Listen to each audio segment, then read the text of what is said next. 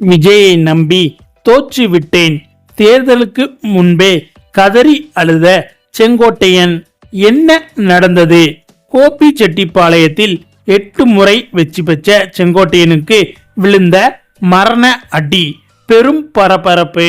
அதாவது தமிழக சட்டமன்ற தேர்தல் நாளை நடைபெற இருக்கும் நிலையில் அடுத்து யார் ஆட்சி அமைக்க போகிறார்கள் என்ற பரபரப்பு அனைவரின் மனதிலும் எழுந்திருக்கும் நிலையில் கோபிச்செட்டிப்பாளையத்தில் 8 முறை வெற்றி பெற்ற செங்கோட்டையன் 9வது முறையாக வெற்றி பெறுவாரா என்று அரசியல் வட்டாரத்தில் பரபரப்பாக பேசப்பட்டு வரும் நிலையில் செங்கோட்டையன் அவர்களை பற்றி எடப்பாடி அவர்கள் பேசியது கடும் பரபரப்பை ஏற்படுத்தி உள்ளது. அதாவது எடப்பாடி அவர்கள் கூறியதாவது, கருணாநிதியின் படத்தை வைத்து சைக்கிள் வழங்கிய போதே செங்கோட்டையன் திமுகவின் பி டீம் என்று கண்டுபிடித்தேன். சட்டமன்றத்தில் திமுகவை எதிர்த்து பேசாதவர். அதிமுக விசுவாசி அல்ல. செங்கோட்டையன் திமுகவின் உளவாளி. மோசமான குணம் கொண்டவர் செங்கோட்டையன். அமைச்சர் பதவி வேண்டுமென்று கண்ணீர் விட்டு அழுதார். நானும் கொடுத்தேன். செங்கோட்டையனை அமைச்சரவையில் சேர்த்தது நான் செய்த தவறு.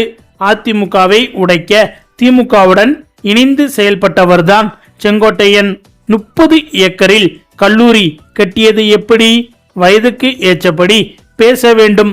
பணம் இருந்தும் கட்சியினருக்கு உதவி செய்யாதவர்.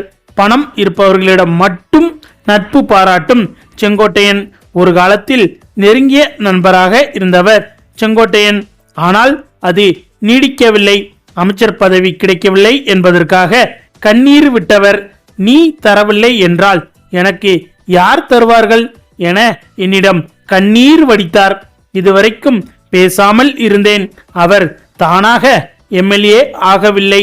கழக நிர்வாகிகள் இரவென்றும் பகலென்றும் பாராமல் தலைவர் காலத்திலும் சரி அம்மா காலத்திலும் சரி இரத்தத்தை வேர்வையை மண்ணில் சிந்தி உழைத்ததால்தான் அவர் எம்எல்ஏ ஆனார். நீங்க எல்லாம் பாடுபட்டுதானே அவர் எம்எல்ஏ ஆனார்.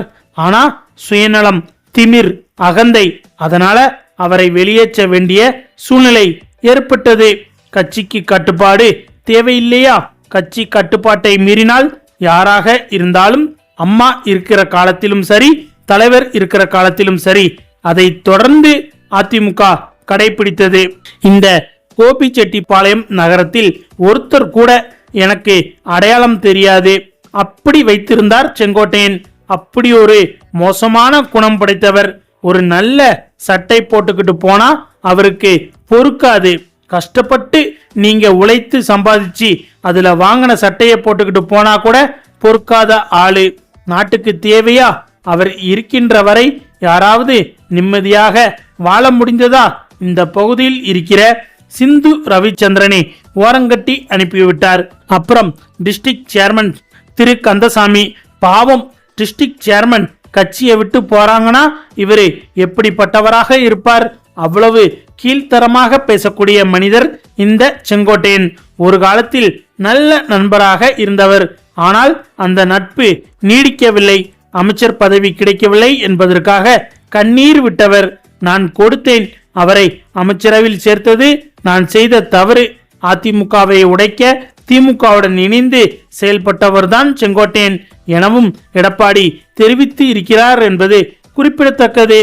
இந்த நிலையில் ஈரோடு மாவட்டம் கோபிச்செட்டிப்பாளையத்தில் செங்கோட்டையன் வெற்றி பெறுவாரா என்பது குறித்து தந்தி டிவி நடத்திய கருத்து கணிப்பு முடிவுகள் வெளிவந்து கடும் பரபரப்பை ஏற்படுத்தியுள்ளது.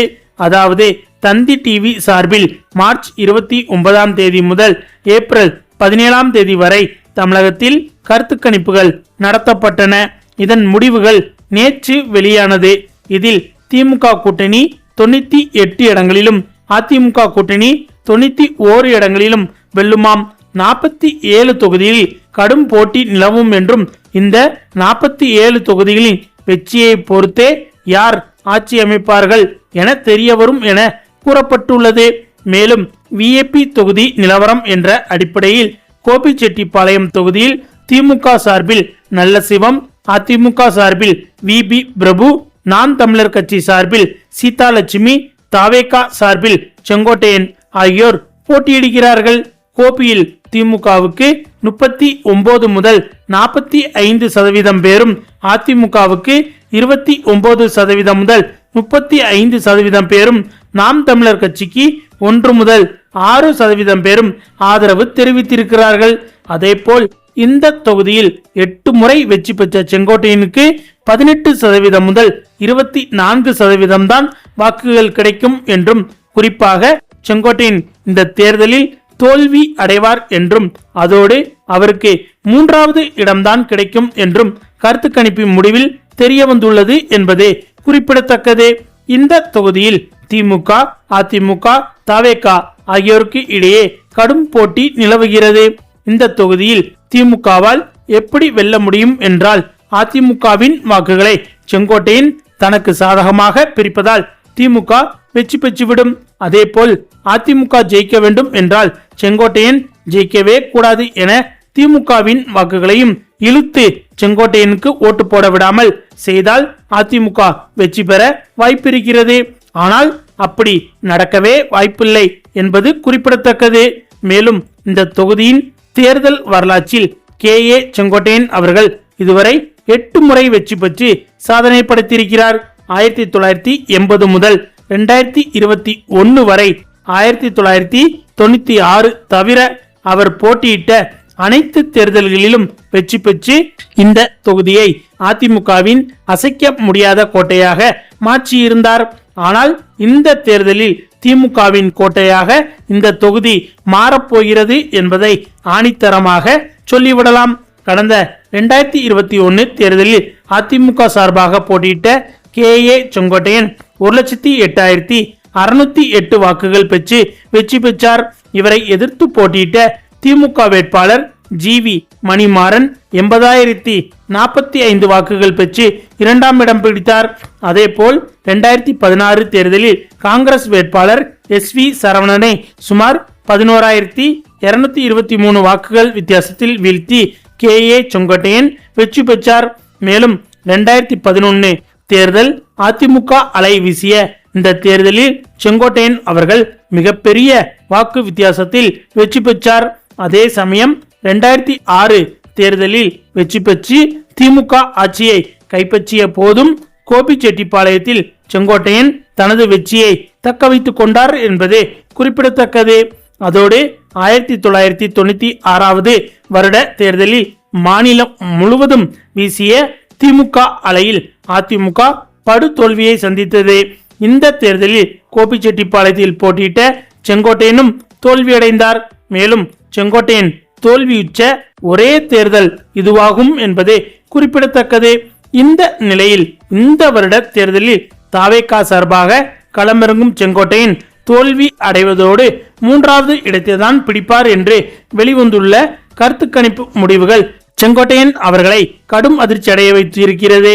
மேலும் தாவேகாவில் இணைந்ததற்கு பதிலாக அண்ணன் OPS மாதிரி நானும் திமுகவில் இணைந்திருந்தால் உறுதியாக வெற்றி கிடைக்கும், ஆனால் விஜயை நம்பி தோற்று போக போகிறேன் என்று செங்கோட்டையன் அவர்கள் அவரது ஆதரவாளர்களிடம் புலம்பி இருப்பதாக தகவல் வெளிவந்துள்ளது.